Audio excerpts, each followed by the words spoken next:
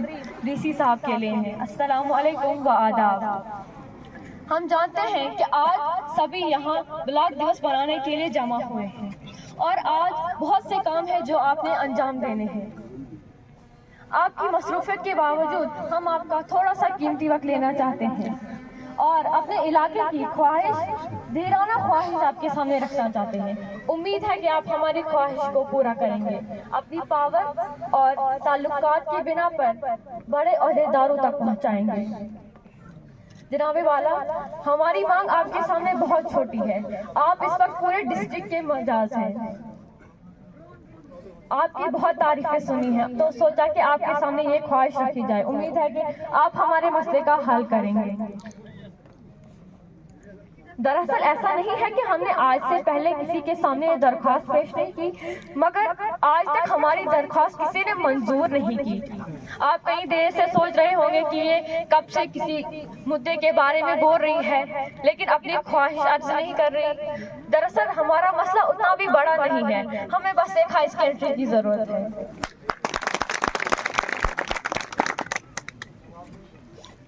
آپ سے گزارش کی جاتی ہے کہ ہمیں ہائی سیکنڈری دلائی جائے۔ آج تک سرکار نے ہمیں صرف دلاسا دلایا ہے کہ آج نہیں تو کل نہیں تو اس سے کل، لیکن وہ وقت کبھی نہیں آیا۔ ہم نے ہر آفیسر، ہر حکومت کے ہر لیڈر سے بات کی لیکن ہماری بات پر کسی نے عمل نہیں کیا۔ اس علاقے کی مائیں بہنیں بہت سی پریشانیوں سے دوچار ہیں لیکن وہ کہیں بھی تو کس سے کہیں کوئی سننے والا نہیں ہے۔ آپ جانتے ہیں کہ ہمارا گاؤں اجان پور اس علاقے کا مرکز ہے۔ یہ حق رکھتا ہے کہ یہاں ہائی سیکنڈری ہو تاکہ کسی کو مصیبت کا سامنا نہ کرنا پڑے۔ جناب والا، آپ نے سنا ہوگا کہ یہاں پر بہت سارے دفاتر ہیں لیکن ان دفاتر میں جن پڑھے لکھے نوجوانوں کو ہونا چاہیے وہ تعلیم حاصل کہاں سے کریں گے؟ یہاں کے علاقے میں لڑکوں کو دور بھیجا جاتا ہے پڑھائی کے لیکن لڑکیوں کو نہیں بھیج سکتے ہیں۔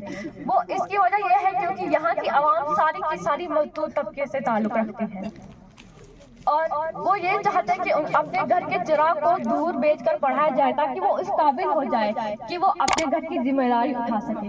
اگر لڑکیاں 10ویں کے بعد پڑھائی کا اقرار کریں تو انہیں یہ بول کر چپ کرا دیا جاتا ہے کہ تم نے شادی کے بعد صرف روٹیاں بنانی ہیں، ہم تمہیں مزید پڑھائی کے لیے دور نہیں بھیج سکتے، ہم تمہارا خرچہ نہیں اٹھا سکتے۔ میں آپ کو ایک واقعہ سنانا چاہوں گی۔ یہاں کچھ عرصے پہلے 2 لڑکیوں کی شادی ہوئی جنہوں نے ابھی 10ویں بھی پاس نہیں کیا ہے۔ یہ صرف اس وجہ سے کہ ان کے باپ غریب اور لاچار ہے اور ان کو پڑھائی کے لیے دور نہیں بھیج سکتے۔ اپنے کندھوں سے بوجھ اتارنے کے لیے ان کی شادی کی جاتی ہے اور یہ سب ہو رہا ہے کہ یہاں ہائی سیکنڈری نہیں ہے۔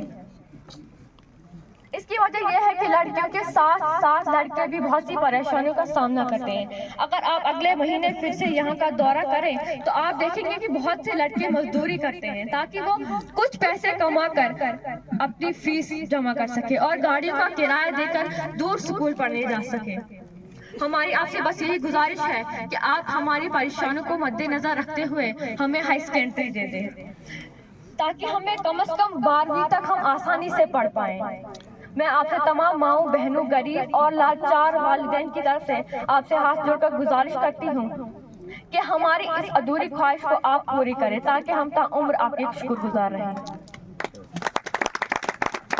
ہوگی جو نظر کرم اب آپ کی اس علاقے پر، ہوگی جو نظر کرم آپ کی اس علاقے پر کرے جو آپ دستخط اب اس ہائی سیکنڈری کی فائل پر، رہیں گے ہم سب شکر گزار آپ کی اس عنایت پر، رہیں گے ہم سب شکر گزار آپ کی اس عنایت پر، ہوگا آپ کا تحفہ ہماری بچیوں کی زندگی پر۔ شکریہ۔ تو اس کے بعد میں سریش کمار شرمن جی کو دعوت دیتا ہوں کہ وہ ڈائس پہ آ جائیں۔ سریش کمار، کالر پبلک اسکول اجان۔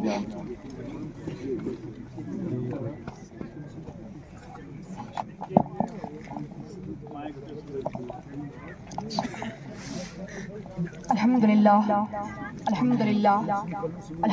رب العالمین، الصلاۃ والسلام علی سید الانبیاء والمرسلین محمد وعلى آله وصحبه أجمعين أما بعد أعوذ بالله من الشيطان الرجيم بسم الله الرحمن الرحيم إنما الخمر والميسر رجس من عمل الشيطان آمنت بالله صدق الله العلي العظيم.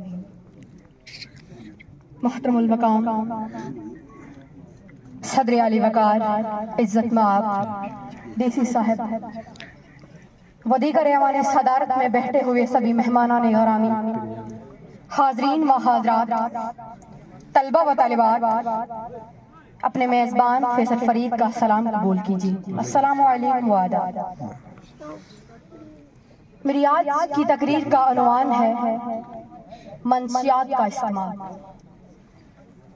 افراد کے ہاتھوں میں ہے اقوام کی تقدیر، افراد کے ہاتھوں میں ہے اقوام کی تقدیر، ہر فرد ہے ملت کے مقدر کا ستارہ. جناب دیسی صاحب، ڈرگس دنیا کا وہ عذاب ہے جس میں اگر ایک بار انسان مبتلا ہو جائے تو پھر موت کے منہ تک پہنچنے کے بعد ہی دم لیتا. ڈرگس جو ہیروئن کے نام سے بھی جانا جاتا ہے، ڈرگس پھیلانے والے شخص کا مقصد بڑی تعداد میں پیسے کمانا اور جوان نئی نسلوں کو نشے میں مبتلا کر کے تباہ و برباد کرنا ہے.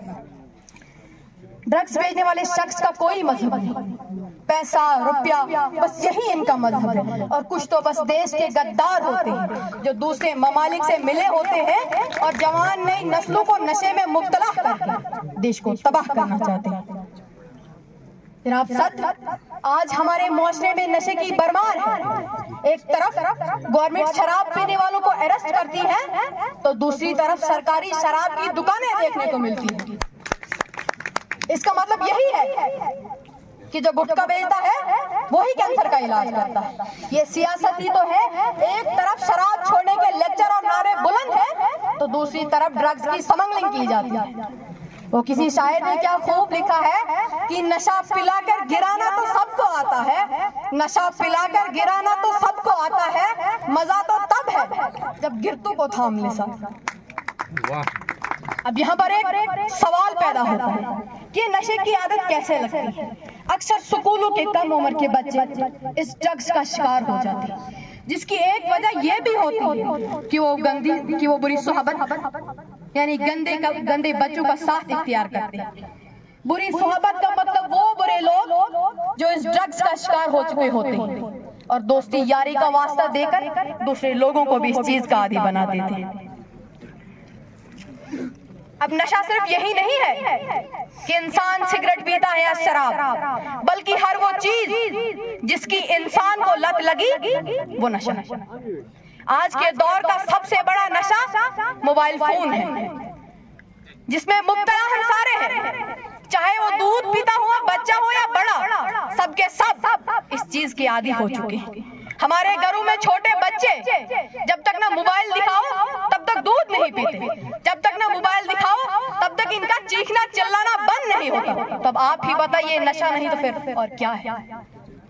جناب سچ، آج کے دور کا دوسرا سب سے بڑا نشہ فری فائر یا پب جی جیسی گیمیں، جس نے نہ چھوٹوں کو چھوڑا ہے نہ بڑوں کو. اس گیم میں تو لوگوں نے ہزاروں روپے خرچ کیے. آئے دن اب خبروں میں تو سنتے ہی ہوں گے کہ فلاں بچے نے اپنی ماں کو مارا، فلاں بچے نے اپنے باپ کو مارا. کیوں مارا؟ نتیجہ یہ نکلتا ہے کہ اس کے ماں باپ اس کو اس گیم کے نشے سے دور رکھنا چاہتے ہیں. تو اب آپ ہی بتائیے نشہ نہیں تو پھر اور کیا ہے. اس لیے میں تمام والدین سے گزارش کرتا ہوں کہ اپنے بچوں کو اس موبائل فون سے دور رکھیں. موبائل فون کی جگہ اگر آپ خود ان کے ساتھ کھیلیں تو آپ کے لیے اور ان کے لیے بھی بہتر ہوگا. ڈرگس سے بچنے کے لیے انسان کو چھوٹی چھوٹی عادتوں سے پرہیز کرنا چاہیے، جیسے پان، گٹکا، بیڑی، سگریٹ وغیرہ. جب انسان ان سب چیزوں کو اختیار کرتا ہے تو دھیرے دھیرے اس کے شوق بڑھنے لگتے ہیں، تو وہ چھوٹے سے بڑے نشے تک پہنچ جاتا ہے. جو باپ ہاتھ میں سگریٹ لے کر بازاروں میں سگریٹ پیتے ہوئے جا رہا ہے وہ اپنے بچے کو کیا ڈائریکشن دکھائے گا. یہاں جتنے بھی نشہ کرنے والے ہیں وہ ارادہ کر لی نشہ چھوڑ سکتے ہیں. یہ تقریر سننے کے بعد بچے اپنے اپنے گھروں میں جا کر والدین کو بہت پیار سے समझाएं। आपको पहले अपने आप में तब्दीली लानी चाहिए। अगर आप सही हैं तो आप दूसरे लोगों को भी सही राह पर ला सकते हैं। आज बहैसियत इंसान हम सब की जिम्मेदारी है कि हम मासूम बच्चे और नौजवान नस्लों को नशे की लत से बचाएं। तमाम मजहबी इदारे, स्कूल व कॉलेजेस, समाजी तंजीमें, पुलिस डिपार्टमेंट और हुकूमती सतह पर भी ये काम सरअंजाम देना चाहिए। ये बुराई हमारे मुआशरे को खोखला कर रही है। हमें मुआशरे को इस बुराई से बचाना है। आज ये फरीजा हमारे लिए फर्ज ऐन की शक्ल में इख्तियार कर गया और इसके लिए हम सबको एक प्लेटफॉर्म पर आना चाहिए ताकि मुआशरे को इस लत से बचा सके।